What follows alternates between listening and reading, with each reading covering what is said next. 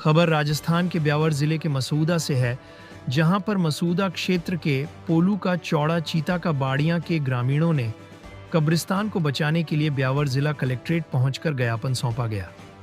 ब्यावर से संवाददाता प्रकाश भाट की रिपोर्ट। ग्राम पोलू का चौड़ा जो मसूदा के ग्राम है, जहाँ चीतों का बढ़िया एक निवास है, जहाँ से सब लोग आए हैं, ग्रामीण आए हैं। इस बात के लिए आए हैं कि इनकी वहाँ पर पुश्तैनी 925 खसरा नंबर, जिस पर इनकी पुश्तैनी कब्रिस्तान है, जो कि उन कब्रिस्तानों को लेकर काफ़ी समय से विवाद हुआ पूर्व में, जिसके कारण उन्होंने 2007 के अंदर स्थानीय तहसीलदार महोदय मसूदा ने एक आदेश दिया था कि इस चीता समाज को जो वहाँ पर रह रहे हैं उनको 3 बीघा ज़मीन आवंटन करी थी। इसकी नकल और में दस्तावेज हैं, नक्शा भी पास है, इनके पास है सारा, उसकी फ़ोटोग्राफ्स वगैरह हैं सारे।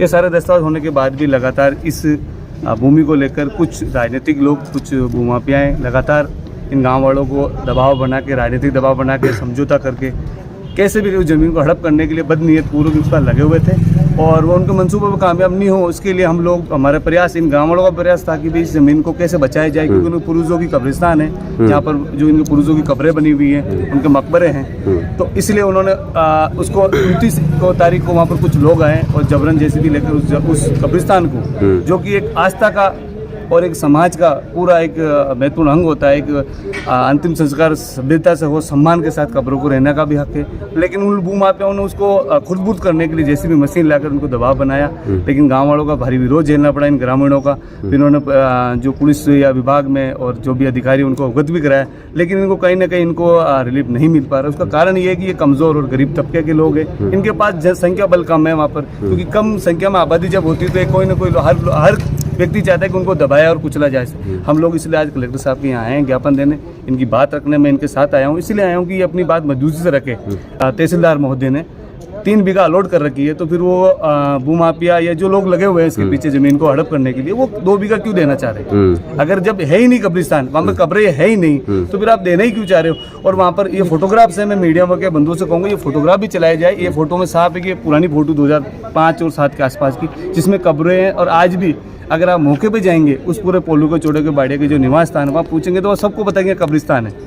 उसका संरक्षण कैसे किया जाए, कब्रिस्तान को अच्छा किया जा सकता है, उसकी बाउंड्री कराई जाए, उसके बजाय कुछ लोग निजी स्वार्थ के लिए इन गाँव वालों को की जो पुश्तैनी कब्रों को खुद करना चाहता है। इसलिए आहत है और आहत होकर ही आज यहाँ पर आए।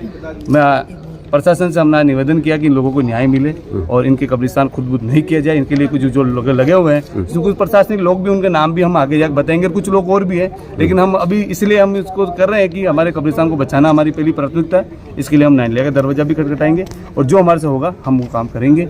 जय हिंद। रहमत काटात। आखिर में जो ये कब्रिस्तान का मामला कब से चल रहा है और यहाँ पर कब से मतलब कि आपका जो अंतिम क्रियाक्रम इसी जगह हो रहा है? सर 1980 और 85 के आसपास से यहाँ पे कब्रिस्तान है हमारे, और चल ही रहा है। ना तो किसी ने कास्ट की है और ना कोई यहाँ पे आया है पहले।